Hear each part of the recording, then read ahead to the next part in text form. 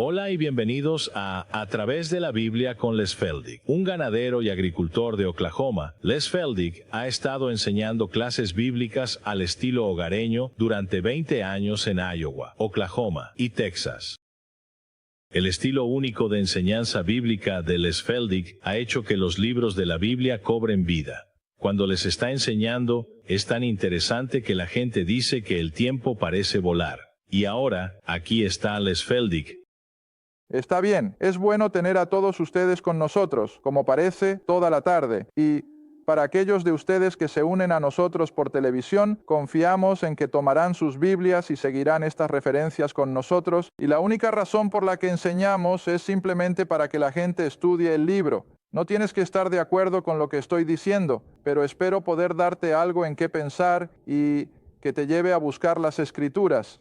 Recuerdo que hace años una dama estaba visitando una de nuestras clases. Creo que ella había venido de Michigan visitando a unos parientes, y cuando salía por la puerta dijo, no sé si estoy de acuerdo contigo, pero dice, ya he tomado una decisión. Voy a empezar a estudiar mi Biblia. Y yo dije, oye, esa es la única razón por la que estoy aquí, ¿ves? Y eso es todo lo que sostengo. Si puedo simplemente despertar el apetito de la gente, o si puedo levantar sus cejas lo suficiente como para que regresen y digan, oye, voy a investigar esto. Eso es lo que queremos. Investígalo y ver si estas cosas mientras enseño no son realmente así. Porque verás, no intentamos ser sofisticados ni usar palabras complicadas ni nada por el estilo. Solo intentamos mantenerlo tan simple como podemos para que incluso los niños relativamente pequeños puedan comprender lo que estamos tratando de mostrar. Muy bien, ahora durante esta media hora vamos a entrar directamente al libro de Mateo. Espero que los últimos 2 o 3 programas hayan sido una introducción suficiente para que puedas ver que todas las profecías del Antiguo Testamento se están cumpliendo. Y todo se basa en todo lo que Dios había prometido a Abraham, Isaac y Jacob. Luego viene Moisés, la ley fue otro pacto.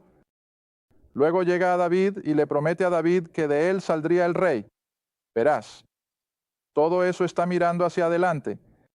Y aquí viene ahora en el Nuevo Testamento, pero es solo una extensión del Antiguo. Recuerda que dije hace 3 o 4 programas que muchas personas piensan que hay una gran pared entre el Antiguo Testamento y el Nuevo Testamento. En el Nuevo Testamento esto es el cristianismo y todo lo demás queda de lado. Bueno, nada podría estar más lejos de la verdad. No vamos a ver el cristianismo de inmediato. Somos solo una extensión del programa del Antiguo Testamento. Muy bien, ahora señalamos hace varias semanas en el versículo 1 de Mateo 1. Ahora, si eres un estudiante de la Biblia, esto debería abrirte los ojos de inmediato, donde dice, el libro de la generación de Jesucristo, el hijo de David, el hijo de Abraham. Y eso es hasta donde llega. No retrocede hasta Adán, porque ves todo lo que va a suceder con respecto a la venida del rey, y el reino comenzó con Abraham. No con Adán, comenzó con Abraham, y por eso la genealogía solo llega hasta ahí. Ahora cubrimos eso, como dije, en 3 o 4 programas atrás. Bien, ahora, al revisar esa genealogía brevemente, creo que es interesante que solo hay 4 mujeres mencionadas en toda la genealogía. Solo 4. Y sin embargo, son las mismas 4 mujeres que cada uno de nosotros preferiría omitir, pero Dios considera apropiado incluirlas aquí, y te las señalaré, y luego podrás entender por qué dije lo que dije. Pero en el versículo 3 tienes la primera, donde Judá engendró a Fares y a Zera de Tamar. Ahora, tienes que volver a Génesis y recordar que Tamar actuó como prostituta. Fares engendró a Esram, Esram engendró a Adán, y Adán engendró a Aminadab, y así sucesivamente. Ahora llegas al versículo 5, y Salomón engendró a Booz. ¿Quién? Rahab. Ahora bien, ¿qué era Rahab? Una ramera, una gentil, no judía. Y recuerda, Dios siempre había mandado que los judíos no debían tener nada que ver con estos gentiles. Y sin embargo, aquí tenemos a una en la genealogía. Y luego el siguiente. Y Buz engendró a Obed de Ruth. ¿Y de dónde vino Ruth? Moab.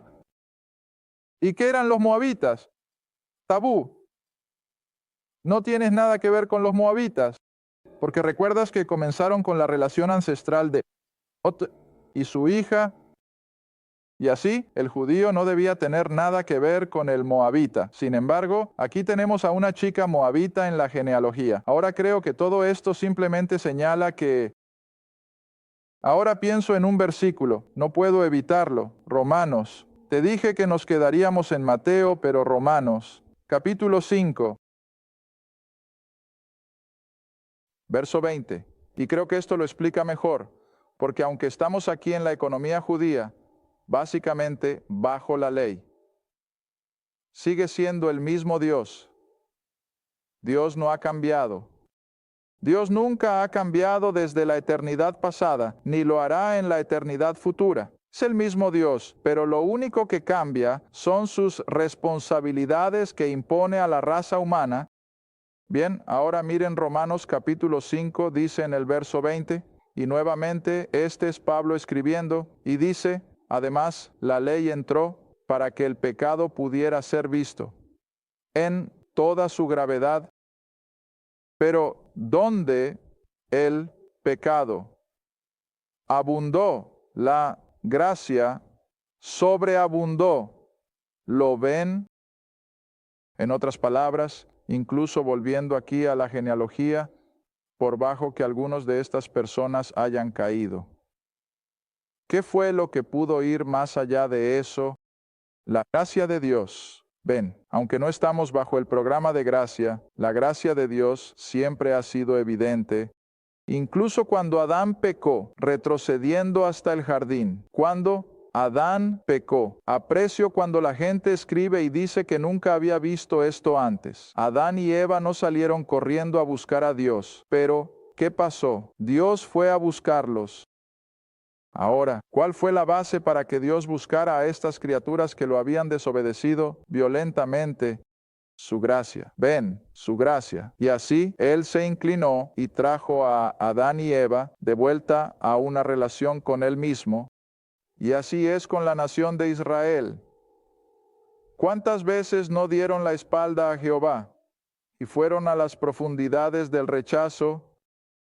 ¿Y qué hizo que Dios siempre volviera a ellos? Su gracia. Ven. Y lo mismo ocurre con estas 4 mujeres en la genealogía. Solo muestra nuevamente que, aunque estas mujeres estaban en directa oposición a todo lo que Dios había instruido, sin embargo, en su misericordia y su gracia, Él es capaz de incluso llevarlas a un lugar de renombre al estar en la genealogía. Muy bien, ahora vamos a salir de la genealogía y llegamos al versículo 18. Donde dice, ahora el nacimiento de Jesucristo fue de esta manera, cuando su madre María estaba desposada con José antes de que se unieran. En otras palabras, antes de que su matrimonio se hubiera consumado, antes de que se unieran, ella fue hallada con un hijo del Espíritu Santo.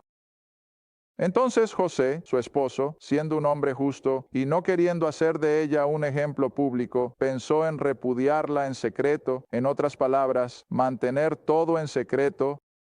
Pero mientras él pensaba en estas cosas, versículo 20, el ángel del Señor apareció en un sueño, José, hijo de David. Ahora mantén todo esto en mente. ¿Por qué se instituyó esto aquí? Para mostrar que Jesús está en esa familia real. ¿Recuerdas en 2 Samuel capítulo 7? Ahora esto se remonta mucho en nuestros estudios.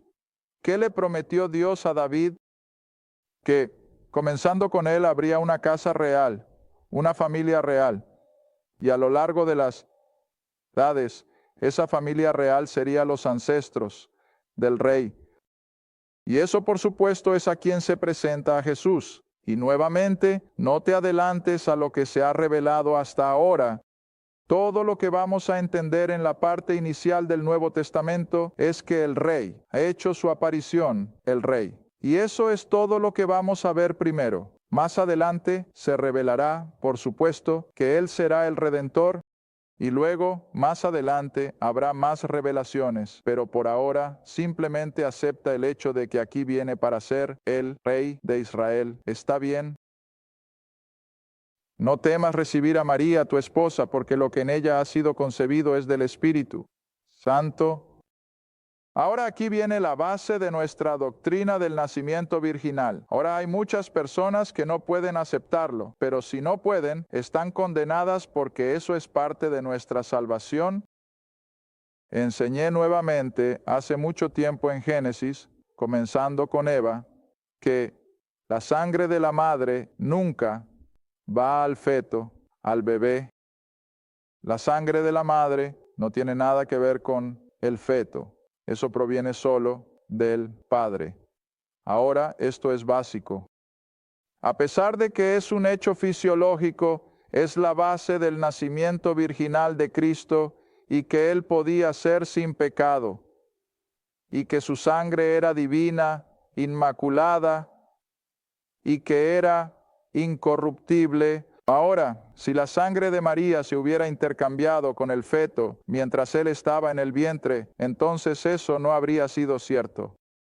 Pero fisiológicamente sabemos que es cierto que la sangre de la madre nunca entra en la sangre del pequeño. Les dije a mi clase hace un tiempo, estaba leyendo una de las revistas de ganado hace unas semanas sobre experimentos en cría y demás, y lo mismo, la sangre del padre, quiero decir, la sangre de la madre del ternero nunca entra en el ternero.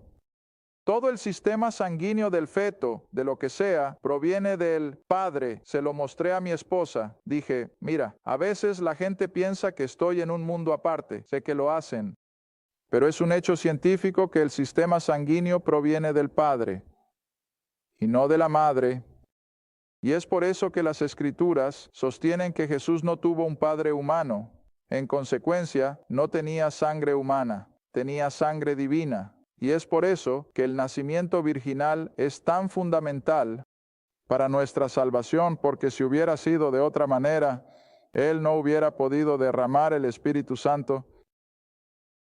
Versículo 23, porque se había hablado nuevamente en el Antiguo Testamento, versículo 23, he aquí, una virgen concebirá. En otras palabras, sin la ayuda de un padre humano, y ella dará a luz un hijo, y llamarán su nombre Emmanuel. Es el ángel que el Señor le había ordenado y tomó a su esposa, y no la conoció hasta que dio a luz a su hijo primogénito, y llamó su nombre Jesús.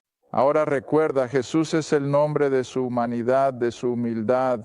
Es Jesús sobre quien están cargados los pecados del mundo. Ahora, creo que lo mencioné en el programa hace varios meses. ¿Cuántos de ustedes se dan cuenta de que los discípulos o cualquiera de los otros seguidores del Señor alguna vez lo llamaron Jesús durante su ministerio terrenal? ¿No lo sabían? Bueno, verifíquenme. Nunca lo llamaron solo Jesús. Era el Señor Jesús, o se referían a Él como maestro, generalmente maestro, pero nunca lo llamaron solo Jesús. Y muy raramente Pablo usa solo Jesús. Creo que es una o dos veces en todas sus epístolas, pero él también siempre se refiere a Él como el Señor Jesucristo, como Cristo o como Señor Jesús. Y vean, la razón es que después de haber sufrido la humillación de su humanidad y haber asumido sobre esa humanidad los pecados del mundo, ahora, en el poder de la resurrección, vuelve a ser el Señor Jesucristo, el Señor glorificado, de gloria, y como tal es donde lo conocemos. Conocemos al Cristo resucitado, el que murió por nuestro pecado. Ahora, eso es importante. Creo que muchas personas están perdiendo esto. He mencionado el hecho de que muchos de ustedes probablemente recuerden salir de los años 60. Tuvimos a muchas de las personas de Jesús y hicieron un gran alboroto sobre Jesús, pero ven, no sabían nada de su poder de resurrección, no sabían nada de su poder salvador. Simplemente se referían constantemente a su buena vida terrenal. Y escuchen, nadie se salva simplemente creyendo que Jesús hizo el bien. Eso no es salvación. Y lo señalaremos a medida que avancemos a través de los evangelios. Bien, ahora entonces llegamos al capítulo 2. Y tenemos el relato, por supuesto, de la aparición de los sabios. Belén, debido al decreto de Herodes, Y luego bajaron a Egipto porque nuevamente la profecía había dicho que saldría de Egipto. Y luego subieron a Nazaret porque la profecía había dicho que sería un nazareno, sería un ciudadano de Nazaret. Y luego creo que voy a tomarme el tiempo ahora para entrar directamente en el capítulo 3. Vamos a avanzar desde el relato de su nacimiento, porque como dije, creo que la mayoría de ustedes lo conocen mejor que yo. Pero ahora en el capítulo 3 se nos presenta a Juan el Bautista. Y recuerden, Juan el Bautista era un profeta del Antiguo Testamento profetizado. Él iba a ser el heraldo o el anunciador, el rey. Y él está profetizado allí en el Antiguo Testamento, claro como el día. Muy bien, ahora aquí viene, capítulo 3, versículo 1. ¿Te gustaría un versículo para eso? Veo que algunos de ustedes están tomando notas. Solo regresa a Malaquías, solo unas pocas páginas a la izquierda. Malaquías, capítulo 3.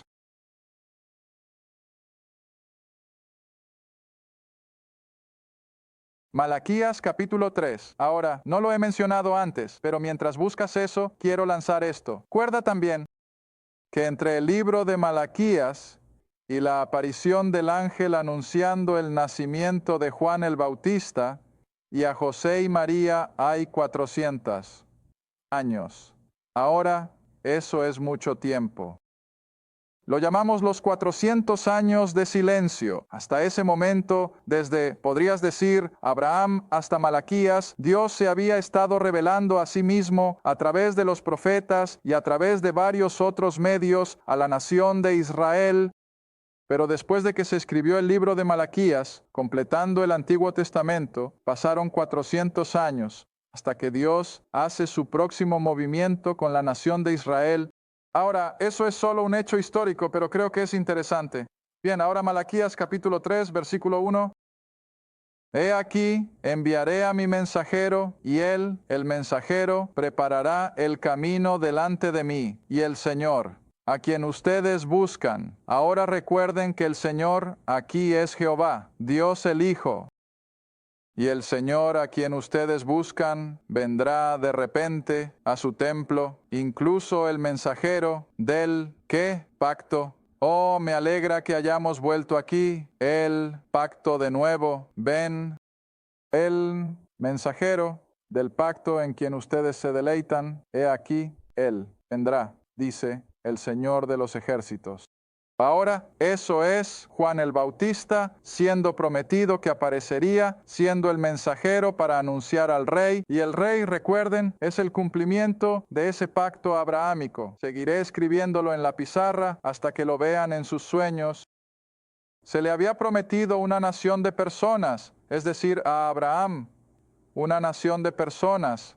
Terminarían en un área geográfica de tierra y luego, en algún momento futuro, Dios vendría y sería su rey así como su redentor. Ahora todo eso está en ese pacto. Y luego, por supuesto, después de ese pacto hecho con Abraham, llegaste al pacto de la ley. Tuviste el pacto que Dios hizo con David respecto a la familia real y el pacto que hizo con Moisés respecto a la tierra de Palestina. Ahora, todos esos son pactos separados, pero todos estaban bajo el pacto abrahámico. Y ahora, aquí está. Han sido una nación de personas durante 1500 años, desde que salieron de Egipto. Ahora han estado en la tierra y fuera de ella y de nuevo dentro después de haber estado en Babilonia. Aquí están. Así que en esos días vino Juan el Bautista, predicando en el desierto de Judea. Mateo, capítulo 3. Y aquí está el mensaje de Juan. Arrepentíos porque el reino de los cielos se ha acercado. Ahora recuerda, cerré con eso en la última media hora. El reino de los cielos se ha acercado. Bueno, ¿qué hizo que el reino estuviera cerca? El rey, ¿ves? El rey. Ahora cuando el rey regresó al cielo en la ascensión, bueno, está en el cielo, ¿ves? Está en el cielo. Cuando el rey regrese a la tierra, ¿dónde estará el reino? En la tierra. Así que donde esté el rey, tienes el reino. Muy bien, ahora el rey está aquí y el reino de los cielos está justo sobre el horizonte. Este es su alcance total, de acercarse a la nación de Israel, pero está en cumplimiento de los pactos. Eso es lo que se prometió. Está bien, ahora pasemos a lo siguiente. Verso 3, porque este es de quien habló el profeta Isaías. Mira, también está en Isaías. Te llevé de vuelta a Malaquías, pero Isaías también habla de Juan el Bautista y dice, la voz de uno que clama en el desierto, prepara el camino del Señor, endereza sus sendas. ¿Está bien? Todos conocen a Juan, y ahora me gustaría que bajaran rápidamente al verso 6. Y eran bautizados por él en el Jordán, confesando sus pecados, y en mi respuesta escribí. Y ahora lo voy a compartir con toda la clase y toda la audiencia de televisión. Dije, ¿puedes pensar en algún otro tema en el cristianismo que cause más controversia, más ira, más interrupción de la comunión y más de todo lo que puedas imaginar que el bautismo? ¿Alguna vez has pensado en eso? Oh, lo he experimentado una y otra vez. Veo a personas que aparentemente tenían una dulce comunión hasta que de repente se dieron cuenta de que no estaban de acuerdo sobre el bautismo y entonces se fue su amistad. Ahora hay algo mal. Cuando algo puede causar tal división entre los creyentes, hay algo mal. Y supongo que tendría que decir que es porque verás, tenemos tantas opiniones diferentes sobre este bautismo. Algunos sienten que es obligatorio para la salvación y algunos, por supuesto, que no tiene nada que ver con la salvación. Algunos en aspersión, otros en inmersión. Tienes todas estas ideas conflictivas y creo que es una pena. Pero aquí ahora vamos a ver lo que dice la Escritura. Aquí, Juan, no hay duda, sostiene que si van a mostrar fe salvadora, en el hecho de que el rey y el reino están aquí, tendrían que demostrarlo. ¿Con qué? El bautismo de arrepentimiento. Y por eso siempre se le llama el bautismo de arrepentimiento. Los dos no podían ser separados. Y así, mientras estos judíos se arrepentían de su fracaso del sistema de la ley y todo lo demás, ahora estaban preparando sus corazones y mentes para el rey y su reino. Está bien. Ahora entonces mi pregunta, ¿por qué? El bautismo, eso sorprende a casi todos. ¿Por qué? Bueno, ahora recuerda con quién estamos tratando. Estamos tratando con el judío. Y si vuelves nuevamente a la economía del Antiguo Testamento para que el sacerdote estuviera preparado, especialmente como en el día de la expiación, o incluso cuando un joven sacerdote se estaba preparando para entrar en el sacerdocio a la edad de 30 años, ¿cuál era la primera cosa que tenían que hacer? Lavar, lavar y lavar un poco más. A lo largo de todo el sistema de la ley de Moisés, había ese lavado constante para mostrar a la mente de Israel que el pecado era algo sucio. Mira, esto es con lo que estamos tratando. Estamos tratando con el pecado y ese pecado se consideraba como algo sucio. Por eso la lepra se usa como una imagen del pecado. Ahora, la mayoría de nosotros no sabemos lo horrible que puede verse una persona leprosa, especialmente en las etapas finales. Era incomprensible, y eso es lo que hace el pecado. ¿Ves? ¿Está bien? Así que recuerdas que Naamán, el general sirio, tenía lepra, y su sirviente simplemente le suplicó que fuera al profeta de Israel y fuera sanado. ¿Recuerdas? Así que termina con Elías o Eliseo. Siempre confundo a los dos caballeros, pero de todos modos va a uno de los profetas, Elías o Eliseo, y el viejo profeta ni siquiera sale él mismo. Envía a su sirviente y le dice a ese gran general sirio que haga que ve y sumérgete en el Jordán 7 veces. Bueno, el viejo general dijo, ahora espera un momento. Hay un río en mi ciudad natal de Siria. Es un agua mucho más limpia que el viejo Jordán, pero no era lo que Dios había dicho a través del profeta. Dijo, ¿te sumerges en el Jordán? Bueno, finalmente lo hizo. ¿Y qué pasó? Fue sanado de su lepra. Bueno, ahora el agua no lo hizo. Dios lo hizo porque Naamán, por más reacio que fuera, aún estaba ejerciendo fe, pero ese sumergirse en el Jordán indicaba un qué, una limpieza. ¿Ves? Muy bien. Ahora de la misma manera con el sacerdocio, con todo su lavar, simplemente estaban enfatizando la necesidad de una limpieza espiritual. El agua no podía hacerlo. Era solo una imagen del aspecto de limpieza, preparando a estos sacerdotes para el sacerdocio. Ahora, ¿recuerdas que te dije en un par de programas atrás, guarda eso en tu computadora? Cuando a Israel se le dijo que cada judío debía ser un sacerdote de Dios, ¿qué pequeño rito tenía que suceder primero antes de que estuvieran listos para el sacerdocio? Tenían que ser lavados. ¿Y cómo experimentaron ese lavado simbólico? Con su bautismo. Ahora, eso es todo lo que puedes ponerle. Ahora, cuando lleguemos a esto, probablemente saltaré algo que no quiero saltar, pero se me está acabando el tiempo. Llegas al bautismo de Jesús. Esa ha sido una gran pregunta para, imagino, millones de personas. Bueno, ¿por qué tuvo que ser bautizado Jesús? No tenía ningún pecado del cual arrepentirse. No tenía necesidad de eso. Pero nuevamente vino a cumplir todos los requisitos del sacerdocio. Simbólicamente, ¿qué tuvo que experimentar? El lavado. ¿Ves? Que así, al descender en ese bautismo del Jordán, cumplió simbólicamente el lavado del sacerdocio y al mismo tiempo se identifica con su pueblo de pacto, la nación de Israel. ¿Ves cómo todo se mantiene unido? Hay una razón para ello, pero tenemos que entenderlo. Gracias por ver A través de la Biblia con Les Feldick, un estudio bíblico semanal. Si deseas más información sobre los ministerios Les Feldick, un estudio bíblico en tu área, o sobre este programa, escribe a Ministerios Les Feldick, Ruta 1, Caja 760, Quinta, Oklahoma 74552. Esa es Ruta 1, Caja 760, Quinta, Oklahoma 4552.